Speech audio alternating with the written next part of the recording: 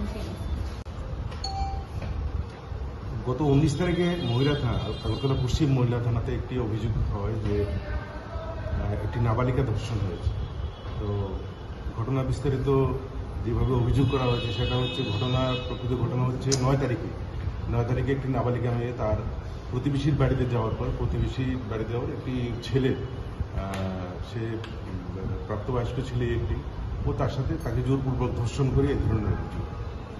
তো পরবর্তী সময় মেয়েটিকে ভয়ভীতি দেখানোর ফলে মেয়েটি সমস্ত ঘটনা চেপে যায় এবং সে তার মা বাবাকে বলে না। কিন্তু একের পর এক দিন যত অতিক্রান্ত হচ্ছে সে বিভিন্ন ধরনের শারীরিক সমস্যা বোধ করতে থাকে, ফিল করতে থাকে। তো পরবর্তী সময় সে গত 17 তারিখে সে তার মার কাছে সমস্ত ঘটনা খুলে বলে। তখন তার মা তাকে নিয়ে প্রথমে হসপিটালে যায় এবং ডক্টর সঙ্গে সঙ্গে তাকে হসপিটালে ভর্তিও করে।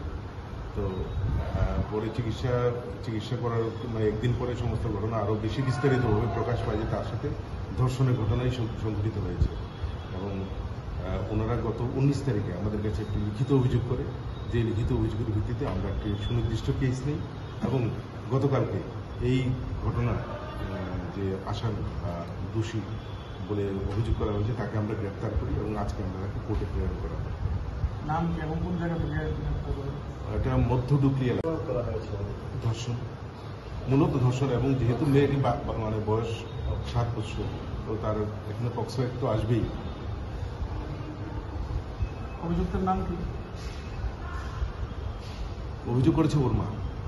না, যে যাকে গ্রেফতার করা হয়েছে, যাকে আটক করা হয়েছে তার নাম হচ্ছে প্রসেনজিৎ, মধ্য ডুকলি এলাকা। হ্যাঁ, এক এলাকায় প্রতিবেশী।